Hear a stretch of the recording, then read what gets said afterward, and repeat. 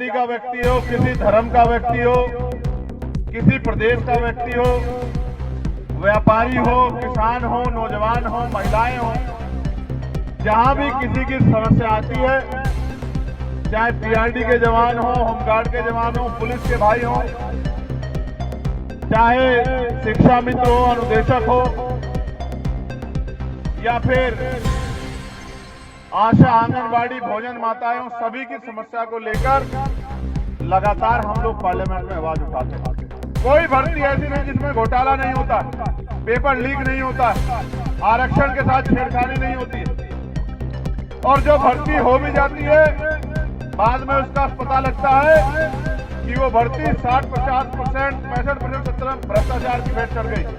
चाहे 2 अप्रैल का मामला हो, चाहे देश प्रदेश में कहीं भी कोई जुर्म जाति अत्याचार हुआ हो, एनआरसी का मामला हो, 13 महीने किसानों का आंदोलन चला हो, पहलवान बेटियों के सम्मान का मामला हो, या आरक्षण में जो घोटाला हुआ होता है शिक्षक भर्ती में, जिनमें 5 दिन तक हमने आंदोलन करके 6,800 नियुक्तियां दिलाने का काम किया, नौकरियां दिलाने के लिए प्रयास किया। कोई ऐसा मामला नहीं है जिसमें हम लोग लड़ाई नहीं लड़ते, क्योंकि जो इनसे सवाल पूछता है उसे जेल में डाल देते हैं, उस पर मुकदमा लगा देते हैं। कोई मुकदमों से बच जाता है तो ये उसको डराते हैं, धमकाते हैं, उसकी संपत्ति पे बुलडोजर चलाते हैं। उससे भी कोई बच जाता है तो ये उस पर गोली चलवा देते हैं। हम जितना कमाते हैं उसका 70-80% टैक्स में सरकार को वापस करते हैं, यानी कि सरकार हमारे टैक्स के पैसे चलती है। आप टैक्स देते हो, सरकार का बजट बनता है, उस बजट से सरकार योजनाएं बनाती है। मैं आपको पूछना चाहता हूँ, 8,08,736 करोड़ रुपए के बजट से आपके जिले को कितना बजट मिला जिससे आपकी जिंदगी में बदलाव हो सके? आप मुझे बताओ। मैं आपको यही विश्वास दिलाना चाहता हूं कि अगर आपने इस ताकत को और अवसर दिए तो वो दिन दूर नहीं है कि गरीबों के घरों में रोशनी पहुंचेगी, उनकी आंखों के आंसू सूखेंगे। इस किसान कमेरो क्षेत्र में, पश्चिम उत्तर प्रदेश में भी नए अवसर पैदा होंगे। हर आदमी के पास समस्या है और चंद्रशेखर आजाद के पास समाधान। आप अपनी सारी समस्या एक कागज पर लिखकर मुझे दे दो और मैं आपको एफिडेविट देता हूं, जिस दिन राजकाज बनेगा आपकी 99% समस्याओं को पहली कैबिनेट में हम लोग ठीक कर देंगे।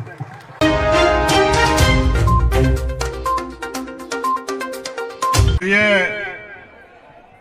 साथियों, मेरे नौजवान भाइयों, आज इस ऐतिहासिक ग्राम पंचायत ताहिरपुर भविसा के इस प्रांगण में यहां उपस्थित मेरी माताओं, बहनों, प्यारे युवा साथियों, बड़े बुजुर्गों जो अभिभावक के रूप में यहां उपस्थित है, मैं आपका बहुत बहुत धन्यवाद करता हूं। आज मुझे आपके गांव में आने का मौका मिला है और ये मौका जिस उद्देश्य के लिए मिला है उसके लिए मैं सभी ग्रामवासियों का बहुत बहुत धन्यवाद करता हूं। धन्यवाद इसलिए कि जो लाइब्रेरी आपके यहां खुली है, वो लाइब्रेरी का खुलना एक सराहनीय प्रयास है। इस मंच पर उपस्थित हमारी पार्टी के सभी सम्मानित नेतागण, इस गांव के जिम्मेदार साथी, मैं पिछले लंबे समय से एजुकेशन पे काम कर रहा हूं और मैं मानता हूं, हमारे महापुरुषों ने भी कहा कि शिक्षा शेरनी का वो दूध है जो पिएगा वो दहाड़ेगा। आज आपके गांव में लाइब्रेरी खुली है, मेरा दिल बड़ा खुश है। आपने लाइब्रेरी खोल के जिस तरह का प्रयास किया है, मैं यहां के युवा भाइयों से भी कहूंगा कि वो उस लाइब्रेरी में जाएं, पढ़े और पढ़ लिखकर अपना, अपने गांव का, अपने जिले का, अपने प्रदेश का नाम, अपने देश का नाम रोशन करें। आज की सभा में अध्यक्षता कर रहे चौधरी जयपाल सिंह जी, मुझसे पहले मंच का जो संचालन कर रहे थे भाई विकास जी, मेरे छोटे भाई नीटू गौतम जी, रजनीश जी, तीनू भाई और सहयोगी रहे हमारे retired sub inspector Rajpal Singh ji, मैं इनका भी बहुत बहुत धन्यवाद करता हूं। और अभी मुझे जानकारी दी गई है, ये मेरे लिए बड़े गौरव की बात है कि यह भूमि अखंड ज्योति सदगुरु समनदास जी महाराज की तपोभूमि, ये जानकारी मुझे दी गई। तो मेरे लिए इस जगह की जो वैल्यू है, जो सम्मान है मेरे मन में, वो और भी बढ़ जाता, क्योंकि यहां के बाद हम लोग ऊन गद्दी जाएंगे, जहां आज सत्संग है। मुझे नई जानकारी थी कि जिस पाठशाला के उद्घाटन में मैं जा रहा हूं, वहां इतना बड़ा कार्यक्रम रखा गया। मुझे तो ये जानकारी थी कि मुझे वहां पाठशाला का फीता काटना है और सारे कामों में जाना है। ये जो महान पुरुष ऊपर बैठे हैं, अपना ख्याल रखना, नीचे मत गिर जाना, कभी गेंद सी खुल जाए। और ये मेरी तो आपसे राय, आप लोग उतर जाओ। गुरु महाराज की तस्वीर लगी, उसके ऊपर आप वहां बैठे हो, ये अच्छा नहीं है। ये जो लोग हैं ये उतर जाए। गुरु महाराज जी की तस्वीर लगी, उनके सर के ऊपर जो है आप लोग बैठे हो, ये समझदारी का काम नहीं है। ये खाली कर दो आप लोग, ये अच्छा नहीं, खाली कर दो इसको। कोई एक आदमी खाली करा दो भाई इसको।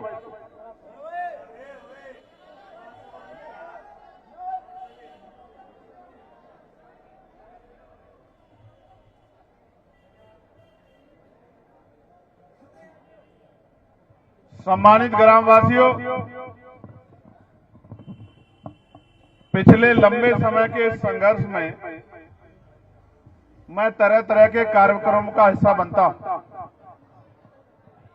और पिछले 1.5 साल से मैं देश की सबसे बड़ी पंचायत का मेंबर हूं। और आपने देखा होगा कि मैं अपनी तरफ से हमेशा प्रयास करता हूं कि समस्या किसी की भी हो, किसी जाति का व्यक्ति हो, किसी धर्म का व्यक्ति हो, किसी प्रदेश का व्यक्ति हो, व्यापारी हो, किसान हो, नौजवान हो, महिलाएं हो, जहां भी किसी की समस्या आती है, चाहे पीआरडी के जवान हो, होमगार्ड के जवान हो, पुलिस के भाई हो, चाहे शिक्षा मित्र हो, अनुदेशक हो, या फिर आशा आंगनबाड़ी भोजन माताएं हो, सभी की समस्या को लेकर लगातार हम लोग पार्लियामेंट में आवाज उठाते हैं। लेकिन मेरा ये मानना है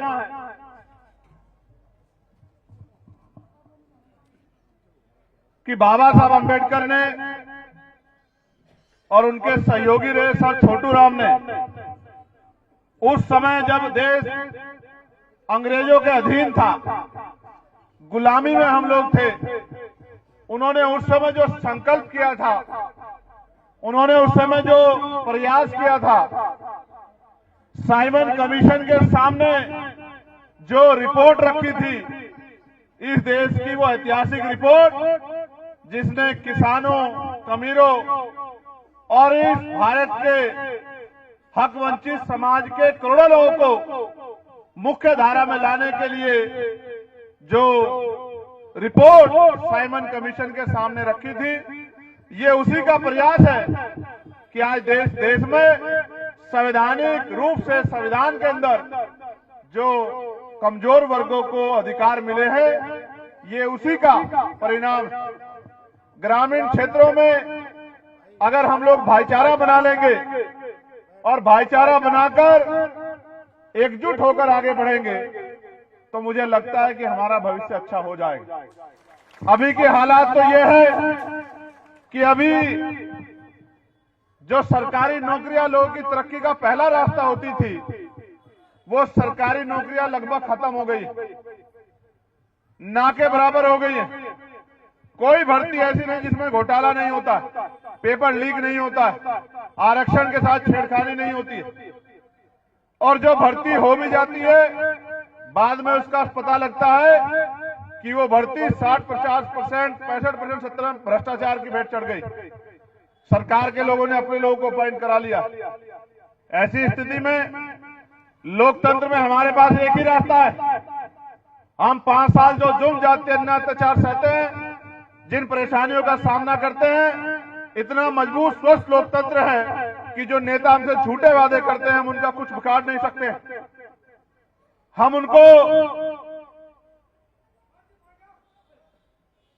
उनके वादे ना पूरा करने पर किसी भी तरह से किसी न्यायालय नहीं जा सकते, कहीं एप्लीकेशन नहीं कर सकते। जबकि अगर आप 50 रुपए का सामान कहीं से खरीदते हो और वो सामान खराब निकल जाए तो आप सामान को बेचने वाले के पास भी शिकायत कर सकते हो,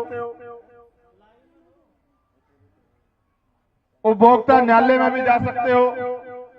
लेकिन जो आपकी वोट को लेकर आपसे दगा करे उसके खिलाफ आप कहीं नहीं जा सकते। इसलिए 5 साल में एक बार हम पे मौका आता है कि हम अपनी वोट से बदलाव करें, परिवर्तन का रास्ता चुनें। और अब निकट त्रिस्तरीय पंचायत चुनाव में वो समय हमारे पास आएगा कि हमें अपने क्षेत्रों में पंचायत के मेंबर चुनने हैं, ग्राम के प्रधान चुनने हैं, क्षेत्र के पंचायत सदस्य चुनने हैं, जिलों के पंचायत सदस्य चुनने हैं। पिछले 10-12 साल से सड़क के माध्यम से मैं आपकी लड़ाई को मेरे साथियों के साथ लड़ता रहा। चाहे 2 अप्रैल का मामला हो, चाहे देश प्रदेश में कहीं भी कोई जुर्म जाति अन्याय अत्याचार हुआ हो, एनआरसी का मामला हो, 13 महीने किसानों का आंदोलन चला हो, पहलवान बेटियों के सम्मान का मामला हो, या आरक्षण में जो घोटाला हुआ होता है शिक्षक भर्ती में, जिसमें 5 दिन तक हमने आंदोलन करके 6,800 नियुक्तियां दिलाने का काम किया, नौकरियां दिलाने के लिए प्रयास किया। कोई ऐसा मामला नहीं है जिसमें हम लोग लड़ाई नहीं लड़ते। लेकिन असल ताकत लोकतंत्र में आपके पास है।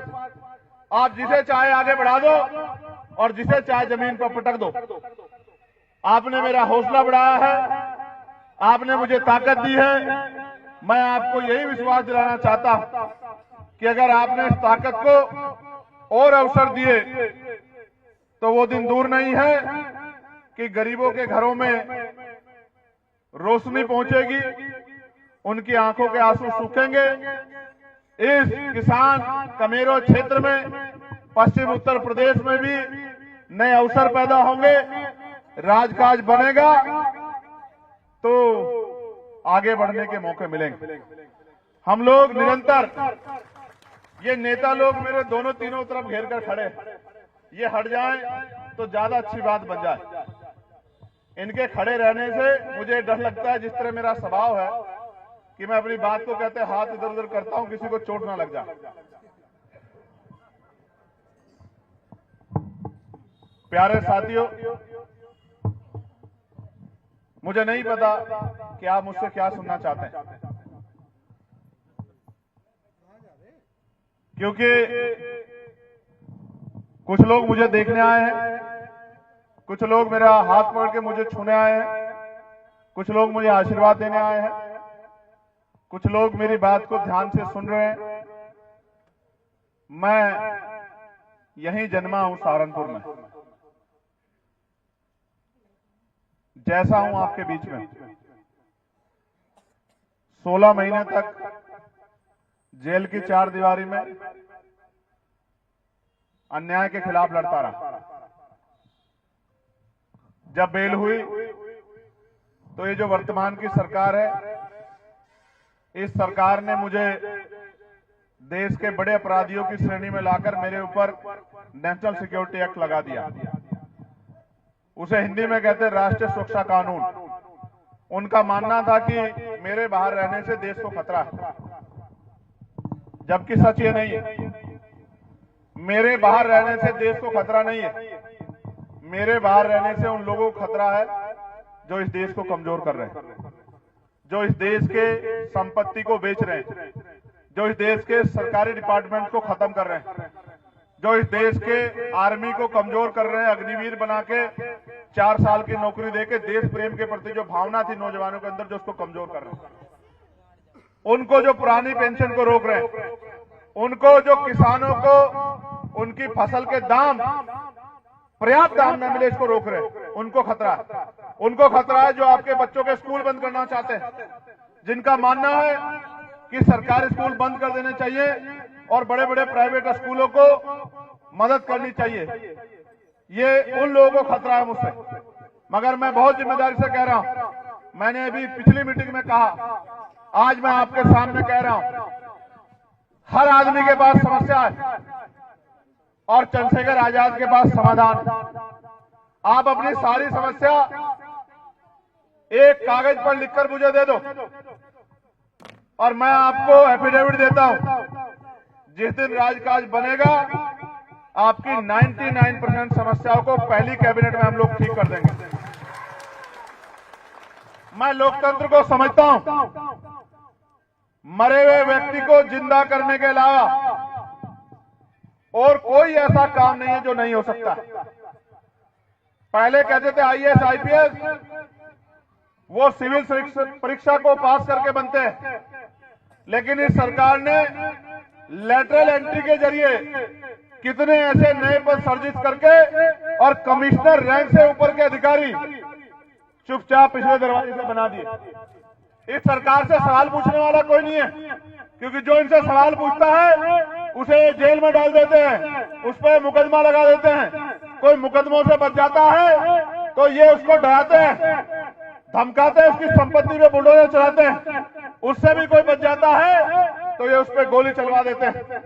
मैं इनके सारे हथकंडों से निकल के आया हूं। एक जीवन मिला है, इस एक जीवन में इन गरीबों किसान कमेरों की लाठी बनना चाहता हूं, उनकी आवाज बनना चाहता हूं।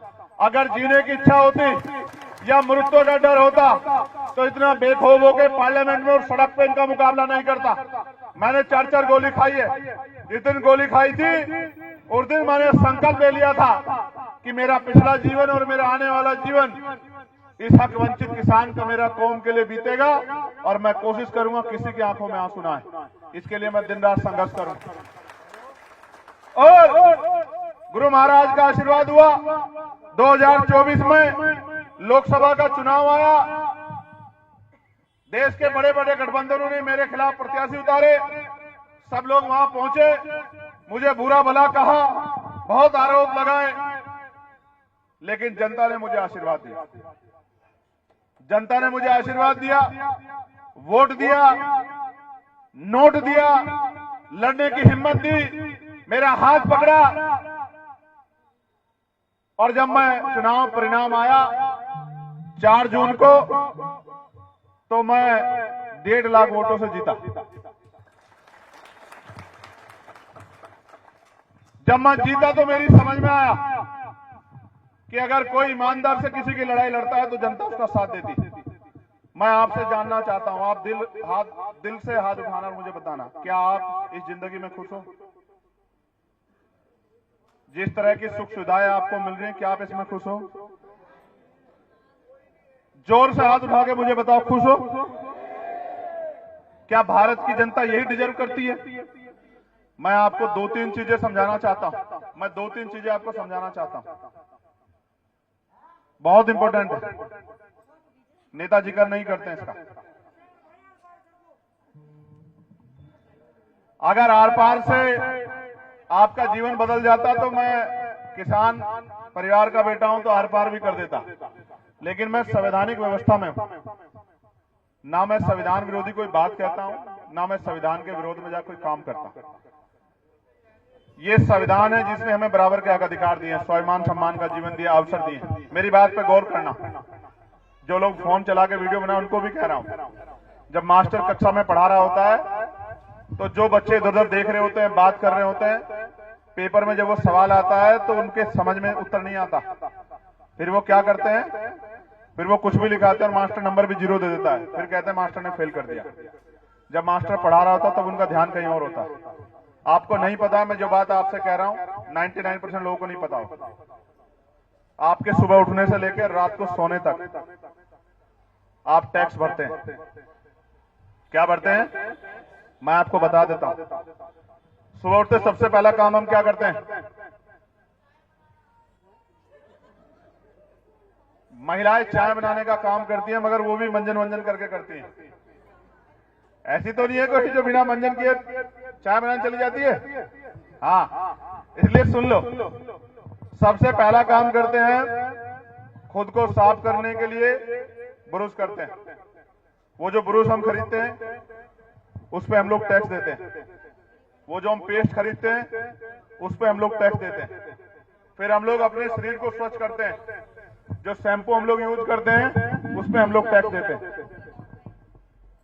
जो साबुन हम यूज करते हैं उस पे हम लोग टैक्स देते हैं।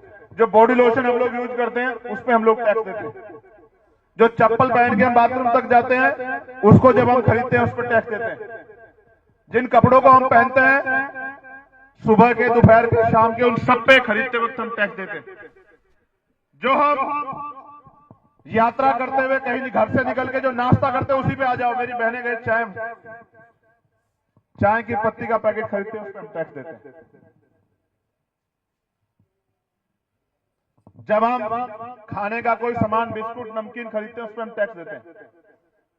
जब हम घर से नाश्ता करके निकलते हैं, कहीं सफर करते हैं, तो हम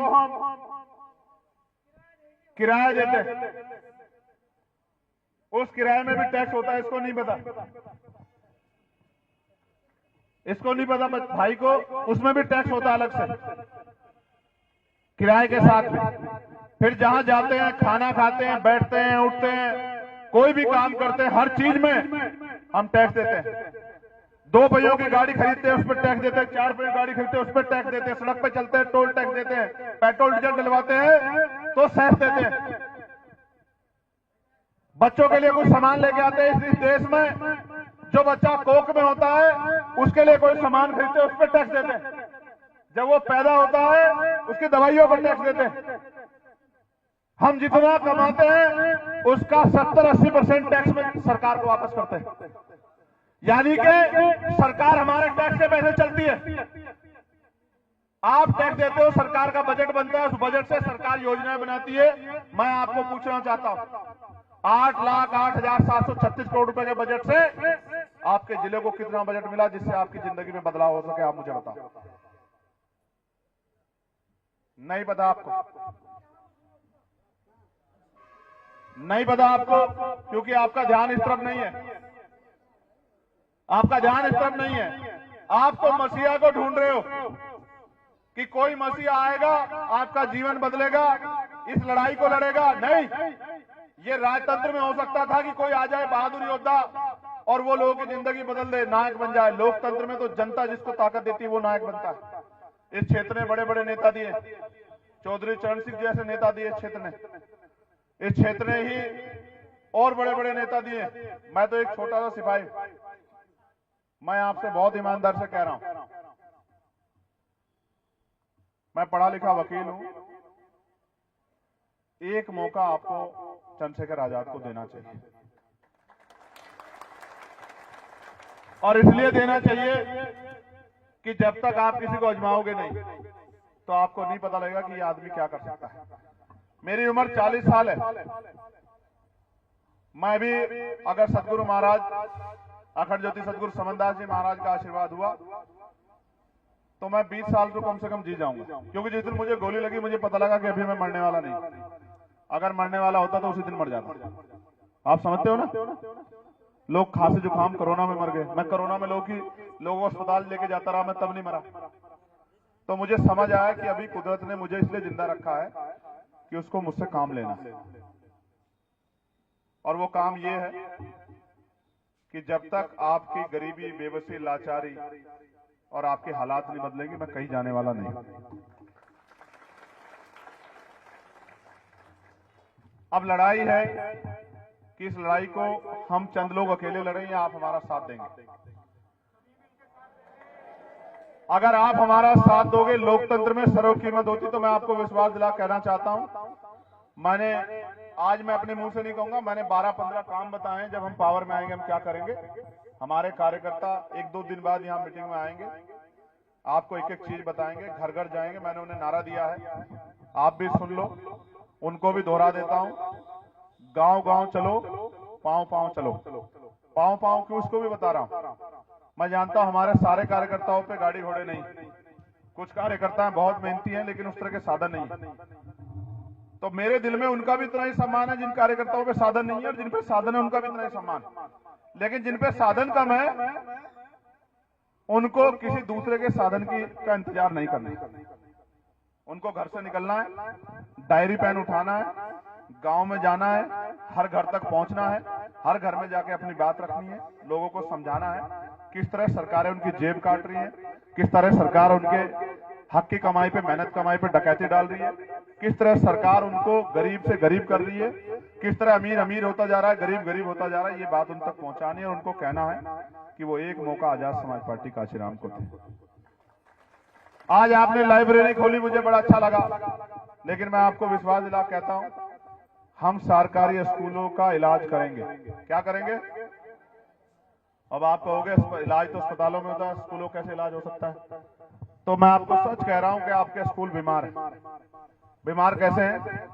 उनकी छत देखना टपक रही है, उनकी दीवारें देखना सीमेंट उखड़ा हुआ है, उनमें जो वो डाला हुआ है सामान, मेज कुर्सियां, उनकी हालत खराब है। टीचर्स पूरे नहीं है। एक सब्जेक्ट को पढ़ाने के लिए एक टीचर चाहिए, जहां 5 टीचरों की जरूरत है वहां एक टीचर है। इसलिए आपके स्कूल बीमार है।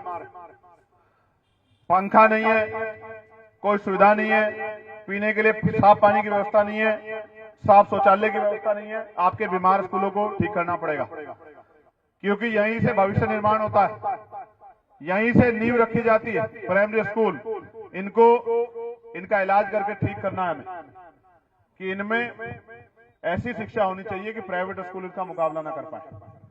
प्राइवेट के टीचर को 10, 12, 15, 20 हजार रुपए मिलते हैं। यहाँ पढ़ाते होंगे टीचर? प्राइवेट में पढ़ाने वाला कोई टीचर है यहाँ जो प्राइवेट स्कूल में पढ़ाता हो? कोई है? नहीं होगा, कोई ना कोई नौजवान पढ़ा रहा होगा आसपास के प्राइवेट स्कूल में। चलो मैं छोड़ दो, नहीं भी पढ़ा रहा, मैं बता देता हूं, 15-20 हजार रुपए मुश्किल से मिलते होंगे।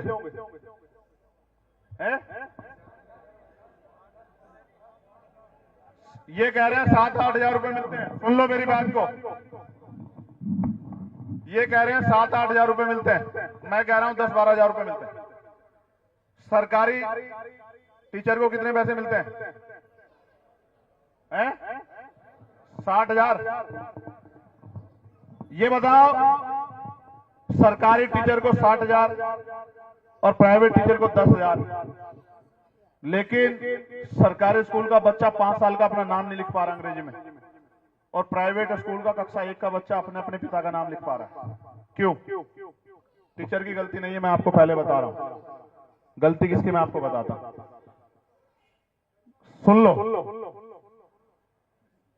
गलती व्यवस्था की। सरकार को पता है अगर सरकारी स्कूल में अच्छी पढ़ाई होगी तो प्राइवेट स्कूल नहीं चलेंगे। समझे आप? टीचर का काम पढ़ाना होता है, पोलियो का टीका लगाना नहीं होता टीचर का काम, जनगणना करना काम नहीं होता टीचर का। जानबूझ के आपके अध्यापक को इतना तोड़ा गया है, इतनी जगह उसकी ड्यूटी लगाई गई है, चुनाव में यहाँ वहां फलाना ढिमका, फिर अधिकारी उस पर दबाव बनाते। क्यों? क्योंकि उनको पता है इसको नौकरी यही करनी है, हमारे खिलाफ नहीं जा सकता, उनसे गलत काम कराते। इसलिए मैं आपको कह रहा हूं, आपके स्कूलों का इलाज करना पड़ेगा, आपको अच्छे स्कूल बना के देने पड़ेंगे, अच्छे टीचर देने पड़ेंगे, और फिर वहां गरीब का बच्चा भी वही पढ़ाई पढ़ेगा जो इंग्लिश स्कूल में, इंग्लिश मीडियम स्कूल में अमीर का बच्चा पढ़ रहा है, मिडिल क्लास का बच्चा पढ़ रहा है। ये करके देना पड़ेगा। और जिस दिन ये होगा आप देखना, जब लाइन एक होगी ना, रेस की लाइन एक होगी, तब देखना कि गरीब के बच्चे भी अमीरों से पीछे नहीं रहेंगे। आपके अस्पतालों का इलाज करना पड़ेगा। उन अस्पतालों में ना डॉक्टर है, ना दवाइयां हैं, ना टेस्ट की मशीनें हैं, ना साफ सफाई है, ना सुविधाएं। क्यों नहीं है? नेता तो कहते हैं हमने बहुत अच्छी बना दी है, बहुत अच्छी बना दी है आपके लिए अच्छे अच्छे हॉस्पिटल बना दिए हैं। तो नेता अगर वो अच्छे हॉस्पिटल बने तो आप अपना इलाज क्यों नहीं कराते? आप एम्स क्यों जाते हो? आप फोर्टिज में क्यों जाते हो? आप मैक्स में क्यों जाते हो? आप बाहर क्यों जाते हो विदेश में? जब वो अच्छे हैं तो आप अपना इलाज कराओ ना वहां। इसलिए आपके अस्पताल अच्छे करने पड़ेंगे। उन अस्पतालों में अच्छे डॉक्टर लाने पड़ेंगे, दवाइयां वहीं देनी पड़ेंगी, सारी टेस्ट की मशीन लानी पड़ेंगी, सुख सुविधाएं देनी पड़ेंगी, साफ सफाई करानी पड़ेगी, तब जाके वहां गरीबों का अच्छा इलाज होगा और उनकी जान नहीं जाएगी पैसे की कमी कारण। अभी तो जिन पे पैसे होते हैं वो इलाज करा लेते हैं, बाकी लोग पीछे रह जाते हैं। आपके पढ़े लिखे बच्चों को रोजगार देना पड़ेगा। रोजगार नहीं देंगे तो माँ बाप को वो बोझ लगने लग जाएंगे और उस बच्चे के मन में निगेटिविटी आ जाएगी कि मैं पढ़ लिख के भी ऐसे ही आवारा घूम रहा हूं, मेरे पास काम नहीं है। मैं आपको विश्वास दिलाता हूं, आपके पढ़े लिखे बच्चों को रोजगार देने का काम करेंगे। सरकारी रोजगार देंगे, जो सरकारी से बच जाएंगे उनको प्राइवेट रोजगार देंगे, जो प्राइवेट से बच जाएंगे उनको लोन देके काम करने का अवसर देंगे, और जो उससे बच जाएंगे और खेती करना चाहेंगे उनको खेती योग्य जमीन देके उनको खेती से जोड़ के, और सरकार उस खेती से होने वाली फसल को खरीद के उनके घरों तक रोजगार पहुंचाने का काम करेंगे। महिलाओं को रोजगार देने का काम करेंगे घर पर, महिलाओं को। और मैं जानता हूं, मैं जिस परिवार से आऊं, मेरी मां वो बेचारी घास लेने जाती थी, तो घास लाके भैंस गाय जो हमने पाल रखी थी उनको दूध, उसको घास चारा डाल के उस दूध को बेच के हमारा खर्चा चलाती थी, मैं जानता हूं। और यहाँ मेरी अकेली मां नहीं, यहाँ बहुत सारी माएं जो इस काम को करती हैं, जिन पे खेत नहीं वो भी माएं इस काम को करती हैं। उन माओं को भी इज्जत की जिंदगी दिलाने के लिए उनको घर पे रोजगार देना पड़ेगा। ये काम हम लोग करेंगे, मैं आपको विश्वास दिलाता हूं। मैंने आपको कहा मेरा चैलेंज है, पूरी मीटिंग यहाँ जो ज्वाइंट है। मैं एक ही काम कह रहा हूं, मरे हुए आदमी को जिंदा करने के बजाय आप जो काम बताओगे मैं उसका यहीं खड़े होकर तोड़ बताऊंगा कि काम हो सकता है नहीं हो सकता। कोई एक काम मुझे बताओ कि भाई ये काम नहीं कर पाओगे सब पावर में आके, आप बता दो, मैं मान जाऊंगा। मेरा चैलेंज है, बहुत सीनियर लोग बैठे हैं, कोई काम ऐसा नहीं है। कानून व्यवस्था अच्छी करने के साथ साथ उद्योग धंधे खोलने के लिए तमाम चीजें, सारे काम हो सकते हैं, लेकिन होंगे तभी जब नीयत किसी के लिए कुछ करने की होगी। जब नीयत लूट खसोट की होगी तो कुछ नहीं होगा। तो आपने मुझे बुलाया, मैं आपका धन्यवाद करता हूं, लेकिन मैं आपसे आग्रह कर रहा हूं, एक मौका आप आजाद समाज पार्टी को, चंद्रशेखर आजाद को दो। और ये हमारे विधानसभा अध्यक्ष रवि जी, कहां गए रवि जी? नीचे चले। ये हमारे छोटे भाई, हमारे नेताजी, ये इनका गांव भी है। इस वजह से मैं सभी ग्रामवासियों का बहुत बहुत धन्यवाद करता हूं। और मैं रवि जी से पूछ रहा था कि आप क्या करते हो, तो इन्होंने कहा भाई मैं परचून की दुकान करता हूं। तो ये परचून की दुकान करते करते भी अपना बहुत सारा समय पार्टी को देते हैं, इसलिए मैं इनका दोबारा आभार प्रकट करता हूं। कल मैं एक अपने कार्यकर्ता से मिला था, मेरी लोकसभा में नेटौर विधानसभा के एक ब्लॉक के अध्यक्ष हैं, वो सेक्टर अध्यक्ष हैं। आप भरोसा नहीं करोगे, आप देख सकते हो सोशल साइट पे, एक हाथ उनका बचपन से नहीं है इतना, इससे नीचे का हिस्सा, ऊपर का हिस्सा है, नीचे का नहीं है, और ये हाथ उनका कट गया। और मैंने कल चेक कराया था, मैं समीक्षा कर रहा था, उनका बूथ सबसे ज्यादा, उनका पूरा सेक्टर सबसे ज्यादा मजबूत है। मेरी समझ में आया, काम करने के लिए हाथों की जरूरत नहीं होती, संकल्प की जरूरत होती है, दिलचस्पी की जरूरत होती है, दिल की जरूरत होती है, जुनून की जरूरत होती है। मैं आपको विश्वास दिला कहना चाहता हूं, कुदरत ने 2 हाथ 2 पैर अच्छा दिमाग दिया है, एक जीवन मिला है, कुछ करके जाएंगे, ऐसे खाली पीले नहीं जाएंगे। इसी जीवन में कुछ करके दिखा के जाएंगे कि आने वाली सदियों में लोग याद रखें कि कुछ करने के लिए कुछ लोग निकले थे और कुछ करके गए। मैं आपका आभार प्रकट करता हूं और प्रधान जी हरिंदर प्रधान जी का, जिनका बहुत बड़ा सहयोग इसमें रहा है, और कटारिया जी का, अपने इंस्पेक्टर साहब का, उनका बहुत बहुत धन्यवाद, उनके लिए बहुत सारी मंगल कामनाएं, और हमारे किसान मोर्चा जिलाध्यक्ष टीनू भाई, और सबसे ज्यादा धन्यवाद आप सब लोगों का दोनों हाथ जोड़ के। सुनो, आप हो तो सब है, आप नहीं हो तो कोई भी नहीं, समझे नहीं समझे? आप हो तो सब, और हम तो आपसे हैं, आप जानते हैं। हमें और किसी चीज की बहुत परवाह नहीं। दोनों हाथ उठा के एक बार आशीर्वाद दे दो तो हम आगे की लड़ाई को लड़ लेंगे। नहीं, दोनों हाथ उठाओ, एक हाथ से नहीं, दोनों हाथ से।